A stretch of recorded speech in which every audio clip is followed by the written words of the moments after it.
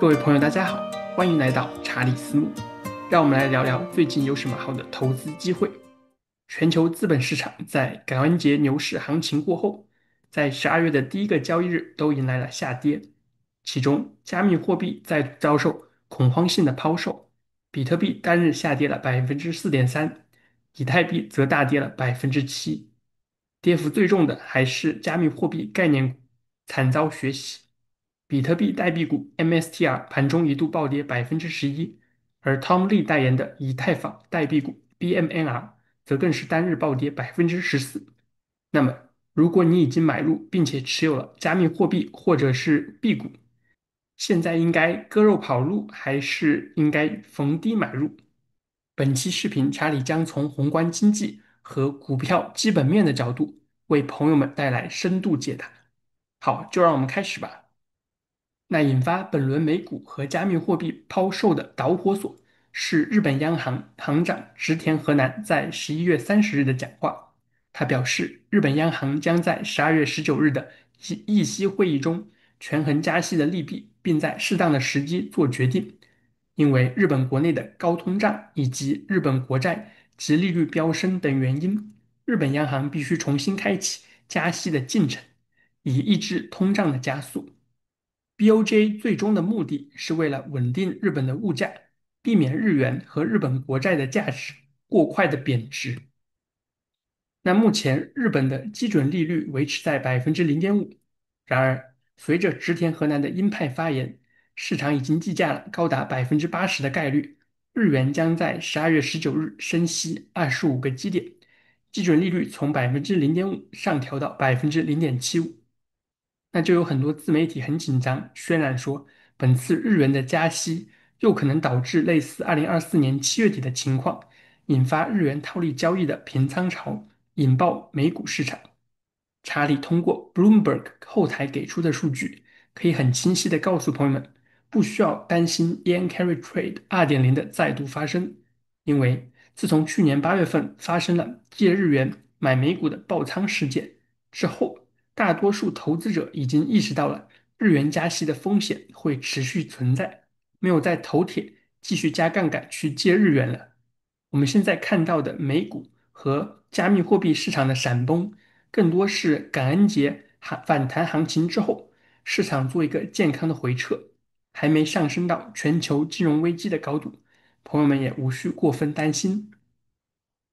如果我们看12月1日美股的盘面，会发现龙头股票的跌幅其实远没有想象中的那么夸张。虽然市值排名前15的巨头中有13只股票在下跌，但是大部分的巨头股票跌幅都很轻微，在1%到2%之间。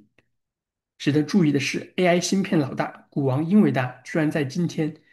逆势上涨了1.4%，一扫前几周持续下跌的阴霾，起到了稳定市场盘面的作用。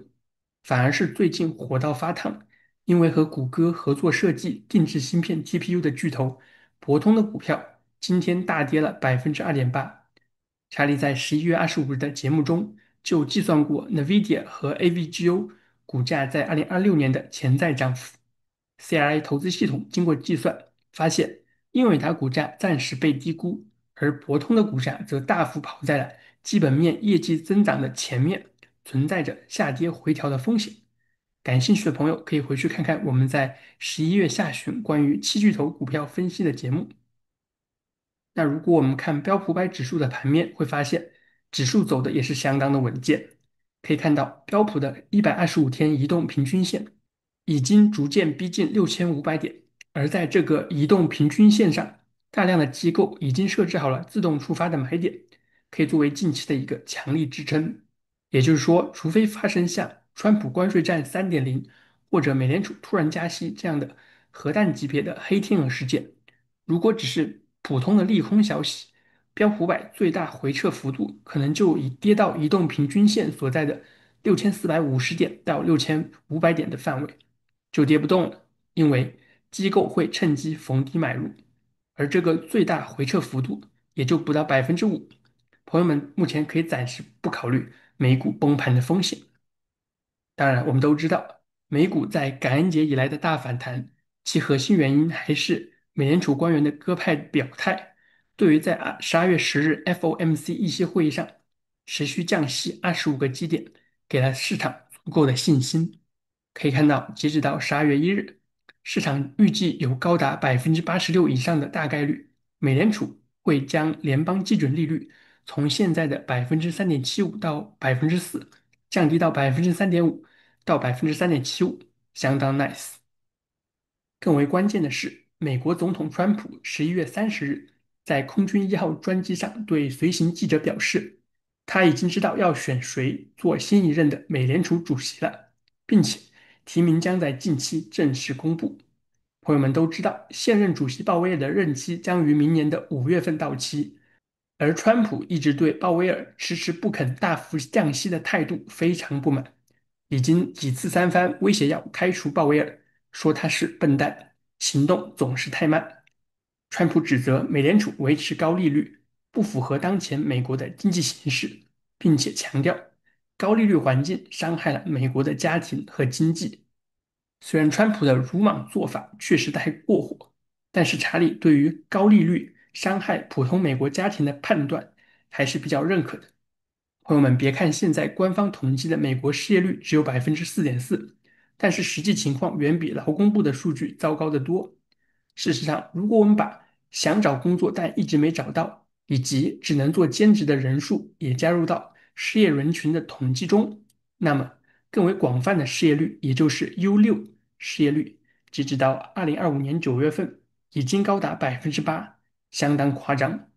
而且，目前大部分新增就业岗位都来自于和政府财政刺激相关的医疗护理等领域，而私营企业，包括大科技公司、银行等等，都在不断的裁员，情况非常艰难。那么，谁来接替鲍威尔，从而大幅影响美联储在2026年的降息路径呢？据路透社、福布斯等多家金融媒体的爆料，川普的高级经济顾问、美国国家经济委员会主席 Kevin Hassett 最有可能成为下一任美联储主席。那在货币政策的立场上，哈塞特和川普的主张接近，支持较为宽松的经济政策，也支持更激进的降息，属于典型的鸽派代表。那目前市场已经计价了，美联储在2026年还会有2到3次的降息，使得到了明年年底，联邦基准利率进一步下调到2.75%到3.25%，这就和美国现在差不多3%的通胀率非常接近了，也是市场所认可的中性利率的范围。此外，支撑美股行情的另一个重要推手，就是随着美国联邦政府重新开门，美联储银行账户中高达9570亿美元的流动性，终于要慢慢流到市场中了。可以看到，从10月29日到11月26日，联邦储备资金已经从9500多亿的峰值缓步下降到了9033亿美元。查理预计，这个流动性缓慢释放的进程还将持续下去。这样美股市场就不会有钱荒了，对于股市起到了稳盘的作用。此外，朋友们别忘了，美联储已经从今天开始正式停止了 QT 量化紧缩的政策，这也意味着美联储将把到期国债的资金重新投放到市场中，用来购买短期美债，进一步缓解资本市场的流动性危机。如果我们看华尔街机构和散户投资者的持仓变化，也可以发现，11月前几周的美股抛售潮，主要就是由机构的减仓所导致的。从11月3日到11月28日，华尔街的股票持仓比例从96%一路下跌到了78%，而散户投资者完全岿然不动，稳健的保持91%的高持股比例。终于，机构也顶不住了。这美股怎么砸盘也砸不下去啊！而且马上就到年底，华尔街也得冲一冲业绩，不然 YTD 年收益跑输大盘太多，实在是拿不到年终奖。那没办法，从11月底开始，机构又大举买入美股，导致其持股的比例又从11月28日的78%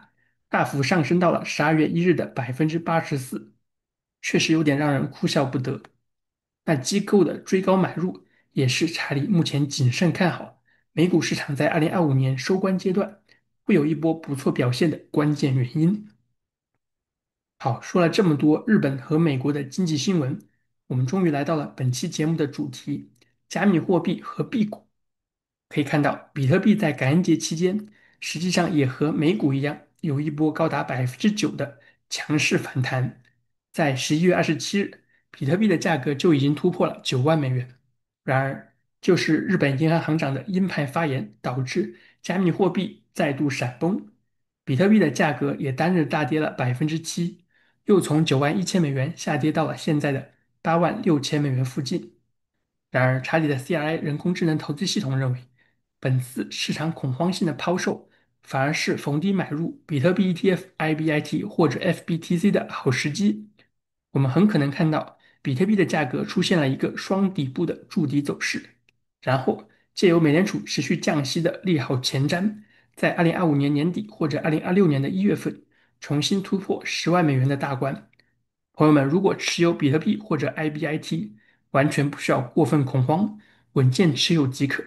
这是因为挖矿产生的新比特币的成本已经大幅提升到了8万美元左右，这就为比特币的价格提供了一个强力支撑。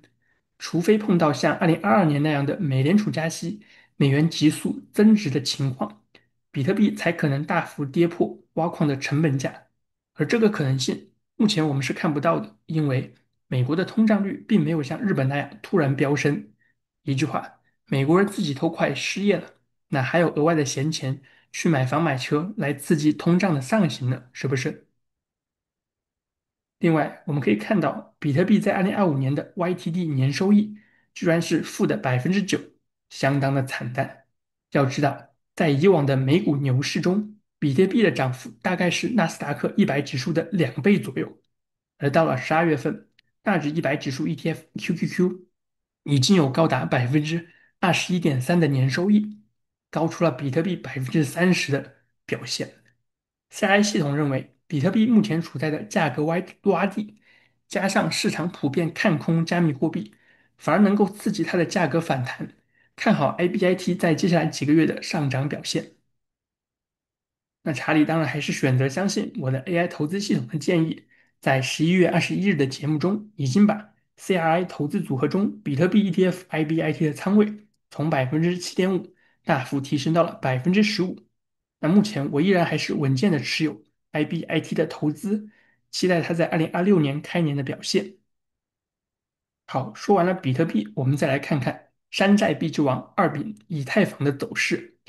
以太坊在12月11日跌幅就更重了，单日暴跌10%，从3000美元以上一口气跌到了2700到2800美元的位置。那目前对于以太币的走势，查理认为它很可能像今年5月中旬到6月底那样来一个底部震荡的行情。毫无疑问，只有当美联储能够持续的降息，美元流动性充足的时候，并且等比特币先涨起来之后，我们才可能看到以太币和其他山寨币有被投机炒高的可能性。这就有点像美股市场的反弹，一定是英伟达、微软这样的龙头股先起来，才能带动 OKLO、CRWV 这样的概念股暴涨的感觉。那如果您已经买入了以太币，2025年它的表现绝对是像坐过山车一样，波动非常大。可以看到，目前以太在2025年的 YTD 年收益只有负的17.9%，而且已经经历了2次幅度在40%以上的大崩盘，相当的刺激。那从长期投资的角度来看，CI 投资系统还是选择只买比特币 ETF，而不去触碰以太坊或者其他的加密货币。这是因为比特币的总量在创始之初就已经被写死了，只有2100万枚，这个规则是固定的，不能被改变。以太币则完全不同，在2022年，以太的产生机制就做了大幅修改，可以通过 staking 质押的方式产生新的以太币。简单的理解就是，以太币有点像美元或者人民币等法定货币，可以钱生钱，没有总量的上限。当然，以太坊 staking 质押的机制比较复杂，我们在这里就不展开讨论。它不是一个单纯的通胀模型，在特定的时期，以太坊也可能是通缩的，也就是说，短期来看，以太币的总量可能不涨反跌。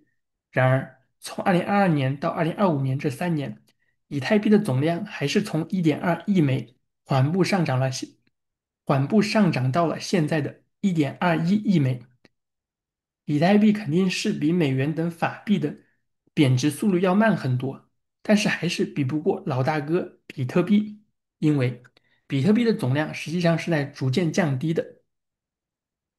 好，聊完了比特币和以太币，我们再来看看加密货币的概念股 Circle 的情况。CRCO 也是在10月底到11月下旬，股价崩跌了53.2%，从143美元一路跌到了66美元。好消息是，CRCO 这2周有一波不错的反弹行情，目前已经回涨了14%，股价来到了75美元以上。那从短期技术面的角度来看，Circle 的股价在未来3个月会有一波不错的反弹空间，来到100至115美元的区间。也就是说，我们可能看到 CRCO 接下来几周有高达30%的涨幅。那么从基本面的角度来看，Circle 的反弹有没有业绩的支撑呢？查理认为，CRCL 作为全球第二大稳定币 USDC 的提供商，它的股价能否持续上行，还是得看比特币等加密货币的价格能否持续反弹。那如果币圈重新热起来，那么 USDC 稳定币的流通交易量也能够持续攀升，而交易额的增加会直接带动 Circle 收入的增长。此外，更多的企业和机构开始使用 USDC 作为跨境支付和结算交易的手段，那么 Circle 公司也能够提升手续费方面的收入。那除了稳定币业务之外，Circle 还提供区块链支付和金融基础设施方面的服务，它的收入来源也不依赖于 USDC 这个单一的产品。如果我们看 CRCL 的 EPS 每股净收益在2026年的情况，会发现公司的 EPS 在明年能够达到1.2美元，使得 CRCL 的前瞻本益比 PE 来到67.3。对于刚 IPO 不到1年的成长型科技企业，这个前瞻 PE 绝对不算高的。要知道，美股七巨头之一的特斯拉前瞻 PE 高达208，而 AI 概念第一股 Palantir 它的前瞻 PE 也高达183。那目前 Circle 的市值不到190亿美元，查理认为在2026年，它的股价确实还有很不错的上涨空间。那朋友们可能要问，为什么 Circle 股价最近的抛压这么重呢？诶，其实这点和设计软件新贵 Figma 的情况很像，这2家公司都是在今年 IPO 上市，现在恰逢员工可以卖掉股票或者 RSU 的解冻时期，很多内部人士急需抛售大量 CRCL 和 FIG 的股票套现赚钱养家，导致这2只基本面相当不错的科技公司股价一直起不来。然而，查理预计 Circle 和 Figma 到了明年的年初，很可能是美股中涨势最猛的股票。首先，2家公司的市值都不到200亿美元。其次，他们在稳定币和 UI/UX 设计软件的2个行业都是各自的龙头企业，有相当不错的护城河。那么，一旦有华尔街的资金布局炒作，CRCL 和 FIG 股票暴涨30%以上，可能就是小半个月的事儿。已经买入并且被套牢的朋友们，别慌，耐心持有即可。2家小公司本身业绩没有问题，是有上涨潜力的优质股票。截止到12月初，CI 投资系统对于 CRCL 的股票给出了短期买入的看涨信号。第一个上方主力的位置大概在100到115美元的范围，比现在的市场价格77美元还有至少30%的上涨空间。当然，相信朋友们都体验了过去1个月小盘股被集体抛售时，可能股价暴跌50%以上。我们如果想要投机 Circle 之类小公司的股票，请务必把资金控制在总仓位的2%以下，而且如果被套了，一定要管住自己想要加仓的小手，就放在那儿别动才是最佳的选择。当然，也可以完全不买这类小盘股，专注于指数类 ETF 或者龙头企业的股票，更稳妥一些。这张图显示了华尔街的机构分析师对于 Circle 1年之后股价的预测，有19位分析师给出了目标价，其中最低的给到了70美元每股，也就比现在77美元的股价低了10%。这说明 Circle 股价目前还是处在绝对的低位，有不错的安全边际。那平均来看，机构给的1年内目标价高达145美元，比市场价格高出了80%以上，非常诱人。那总共有25位分析师对于 Circle 股票给出了评级，有一半的分析师给了强烈买入的推荐，而另一半分析师给出的是持有观望的评价，两极分化比较严重。查理并不怀疑 CRCL 股价在2026年的某个时间突破140美元以上，只是投资者需要有耐心，而且能够忍受得住它这种坐过山车式的暴涨暴跌的持股体验。CRI 投资组合目前没有参与投机这些小盘股，因为我们要为会员朋友们服务，提供稳健、低波动率又能够获取超额收益的投资策略，就不参与这波抄底投机啦。好，聊完了稳定币之王 Circle，我们再来看看这2年也开始涉足稳定币行业的 FinTech 公司，大家非常熟悉的 PayPal 的情况。实际上，PayPal 的稳定币业务刚刚展开，营收占公司总体收入的比例不到10%，主营业务当然也还是它的在线支付网站和手机 APP PayPal 和 Venmo。那 PYPL 这只老牌金融科技股，也是套了查理很多喜欢抄底的老股民朋友们。可以看到，PayPal 在2021年7月份达到历史高点308.5美元，然后在接下来1年内，股价雪崩了77%，在2022年的夏天跌到了70美元。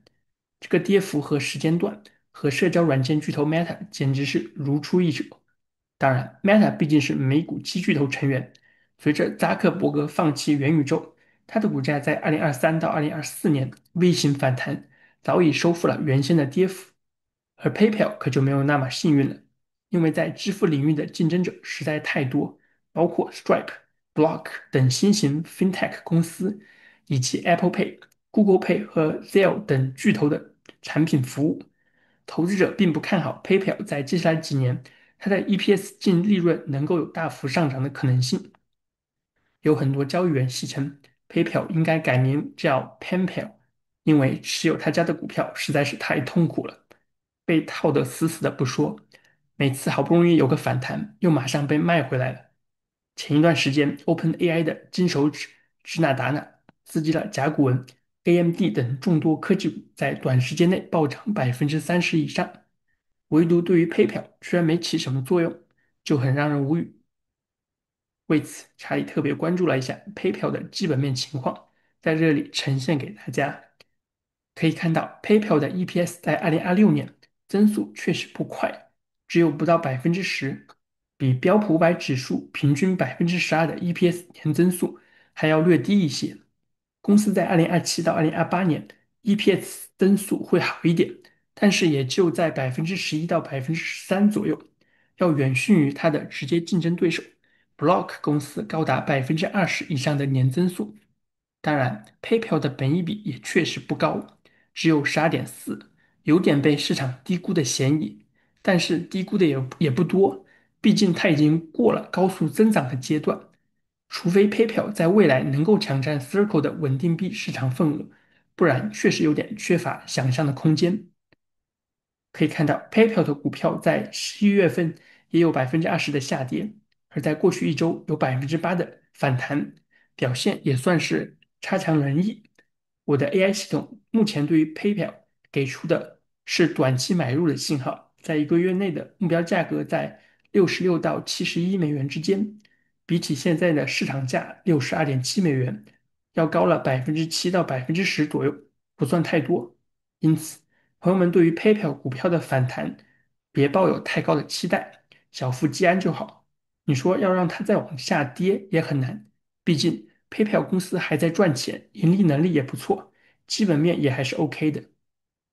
华尔街分析师对于 PayPal 的观点和查理有点像，可以看到33位分析师给出了 PayPal1年后的目标价格，最低的也给到了60美元，很接近现在的市场价63美元左右。这表明 PayPal 这个60到71美元的底部区间还是蛮稳的，暂时看不到跌穿60美元的风险。然而，有接近一半的分析师对于 PayPal 公司给出的是持有的观望评级，而只有1/3的分析师给出强烈买入的推荐。换句话说，如果 PayPal 的业绩没有新的增长点，那么它会在今后比较长的时间做低位震荡，然后随着自然力的推演，股价随着 EPS 缓慢的提升，有点慢吞吞的感觉。好，接下来查理要讲的两家 B 股企业，可是大名鼎鼎的代币股 MSTR 和 BMNR。朋友们听完 PayPal 可能有点犯困，现在是不是瞬间来了精神？我们先来看看比特币代币股 Strategy 公司，原名 MicroStrategy，股票代码 MSTR。MicroStrategy 是由 Michael Saylor 和 Sanju Benzo 成立于1989年，原本是提供企业数据分析的软件公司。在2000年互联网泡沫破裂之后，MSTR 的股价从2000年3月份的高点300美元暴跌到了2001年的3美元，整体跌幅高达99%。但是令人感动的是，泡沫破裂之后，MicroStrategy 公司虽然一直处在破产的边缘，但是居然还坚持存在了19年。到了2020年的夏天，MSTR 的股价还能够维持在11.6美元，但是它的软件分析业务早已无人问津。然而，转机发生在2020年的8月份，他的创始人兼执行董事长 Michael Saylor 宣布，把重心从衰败已久的软件业务全部转移到比特币的购买和持有中。自那之后，MicroStrategy 就把大部分企业现有的资金、发债和出售 MSTR 股票所获得的钱，全部用来买入比特币。你也可以把整个 MSTR 公司看作是一个加了杠杆的比特币 ETF。华尔街估算 MSTR 的杠杆倍数大概在1.3到1.8之间，非常的冒险。当然，我们可以看到，随着比特币的价格自10月以来大跌30%以上，MSTR 的股价更是在1个月之内暴跌了接近40%。更为令人不安的是，虽然比特币在11月底有反弹，但是 MSTR 就像是一潭死水，没有投资者想买入他家的股票。这是因为对比特币感兴趣的投资者，比如查理，就直接买比特币 ETF IBIT 就好。如果他想买带杠杆的比特币 ETF，也可以买 BITU，完全不需要买 MSTR 的股票，来通过它代持比特币。这就导致 MSTR 的股价持续低迷，因为市场不买账。当然，CI 系统认为，等到比特币价格突破10万美元之后，有持续创高的趋势，MSTR 的股价还是会有反弹。毕竟公司目前持有64.9万多枚比特币，就按比特币当前8.6万美元的单价计算，MSTR 的持币市值也高达570亿美元，比它的公司市值250亿美元要高出2.3倍。只是 MSTR 在底部震荡的时间会更长，风险性也要比 IBIT 高得多，投资朋友一定需要注意这个情况。那截止到12月1日，CI 投资系统对于 MSTR 的股票还是维持红色卖出信号。当然，查理个人不认为现在是割肉在地板卖掉 MSTR 的时机。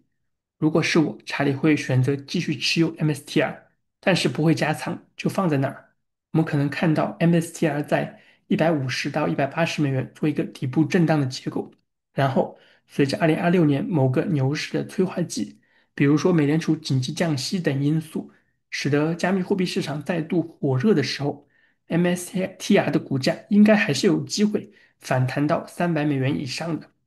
那我会在那个时候全部清仓他家的股票，因为波动性和风险实在太高。它不仅需要考虑比特币价格的涨跌，还需要考虑 MicroStrategy 公司本身的债务风险、股权稀释情况等等，以及投资者还买不买账这个情绪面的因素。真的水太深，绝对不适合散户投资者。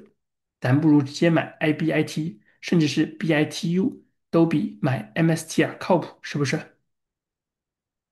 如果你认为 MSTR 的水很深，那么华尔街知名投资者 Perma Bull 死多头 Tom Lee 作为董事长的 Bitmine Immersion Technologies（BMNR） 公司，则是太平洋的马里亚纳海沟，深不见底啊。BMNR 本来是比特币挖矿企业，也是在今年6月份另辟蹊径，高调引入 Tom Lee 进入管理层，把公司摇身一变，变成了买入和持有以太币的代币公司。而且 BMNR 的运营模式和 MSTR 基本上是一样的，也是靠举债和增发股票、融资上杠杆买以太币。要知道，以太币的跌幅可是比特币的2倍，这就意味着 BMNR 的股价波动很可能是 MSTR 的2倍以上，相当的夸张。可以看到，BMNR 的股价在11月底有过一波高达27%的反弹，但是随着以太币被抛售，BMNR 在12月1日又单日暴跌了11.5%。查理认为，如果您持有 BMNR 的股票，就放在那儿别动，等到以太币的价格在2026年有新的高点，再止盈清仓即可，实在是风险性极高的资产。它就像一个被精美礼品盒包装的快递。你也不知道里面装的是珠宝还是定时炸弹。好，我们来小结一下。截止到12月初，查理总结了比特币 ETF IBIT、以太币 ETF ETHA 以及4只币股 Circle、PayPal、MSTR 和 BMNR 的股价走势，以及 CI 投资系统计算出来的这6只证券在接下来3个月最可能获得的最大涨幅。可以看到，Circle 的股票潜在收益最高，达到30%的涨幅。而且，鉴于 Circle 公司本身基本面不错，CI 系统最为推荐短期抄底买入 CRCL 的股票，做短线套利交易。然后是比特币 ETF IBIT，随着比特币价格的反弹，我们可能在未来3个月内获得超过20%的潜在收益。查理的 CI 投资组合选择买入，并且持有 IBIT 的仓位。那其他的股票我们都不建议朋友们考虑，其中 PayPal 本身是最稳健的，但是它的上涨空间有限，只有11%左右，不如直接买大盘。那至于代币股 MSTR 和 BMNR，风险性实在太高，系统也不建议考虑。此外，以太币因为有长期贬值的可能性，查理个人也不会选择投资。但是短期来看，以太币还是有炒作空间的。朋友们，请根据自己的情况来判断。那底线还是控制此类投机的仓位在总资金的2%以下，而且如果被套牢，千万别加仓，放在那儿就好。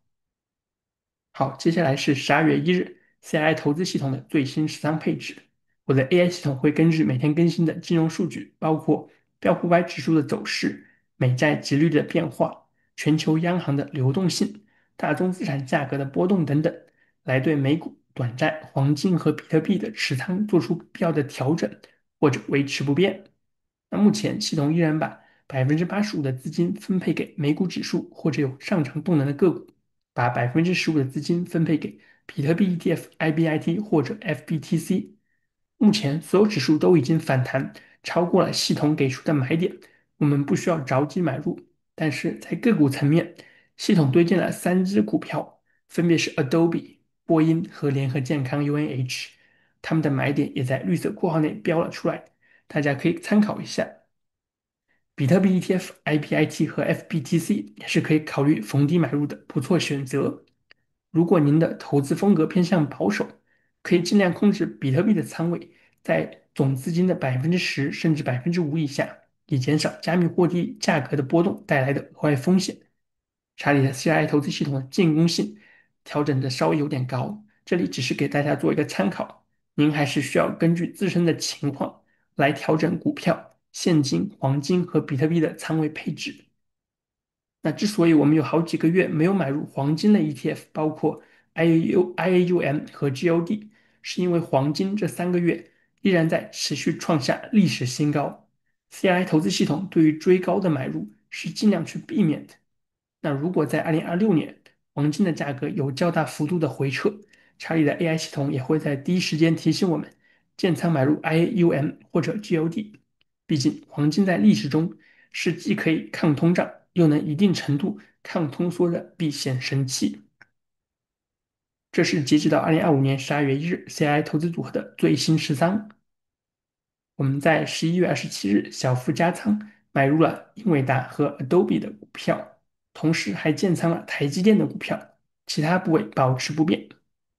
交易结束之后，CI 投资组合的前五大持仓分别是 Meta 占比41.4%，美图秀秀 Meta 占比16.3%，比特币 ETF IBIT 占比14.4%，标普500动量指数 SPMO 占比7.7%，以及亚马逊占比7.5%。如果 CI 系统有新的持仓变化，我也会在第一时间和大家更新，请朋友们保持关注。此外，查理斯木频道新开通了会员服务，在 CRI 经营分析师的福利中，查理专门为已经退休或者接近退休的朋友们打造了 CRI 退休组合的模型。这个投资组合的股票部位只会持有低波动的标普500指数 SPYM 或者纳斯达克100指数 QQQM，而且最大持股比例严格限制在总仓位的75%以下，其余资金则根据 CRI 投资系统的信号。逢低买入黄金或者比特币 ETF，而比特币的仓位也被严格控制在10%以下，以便控制整体投资组合的波动率。那么，这个投资组合能够在熊市的下跌潮来袭之时，比标普500指数的最大跌幅还要少40%左右，而在牛市中的表现和标普500纳指100的全仓表现类似，非常攻守兼备。那目前这个退休组合持有30%的标普500指数 SPYM，高达60%的超短期美债 SGOV，以及10%的比特币 ETF IBIT。有兴趣加入会员的朋友，可以点击置顶留言中的会员简介和相关链接，了解一下查理斯木会员的具体内容。好，以上就是本期视频的全部内容。查理的个人观点不构成投资建议。您对于比特币、以太坊等加密货币的走势有什么看法？B 股、CRCL、MSTR、BMNR 以及 PayPal，你觉得哪只股票最先反弹？美联储在2026年更换新的主席，对于美股市场有何影响？请在评论区留言，一起来讨论。如果我的节目对于您的投资决策有帮助，请您多多点赞、分享和评论。查理非常感谢朋友们一直以来的支持，我也会陪伴着大家穿越牛熊，在市场中成长。此外，如果您刚好计划开通美股账户，可以使用评论区置顶的查理斯木和木木独家合作的链接，通过该链接开户入金，最高能领取价值$1000的英伟达股票。祝您投资顺利，生活美满。我们下期节目再见。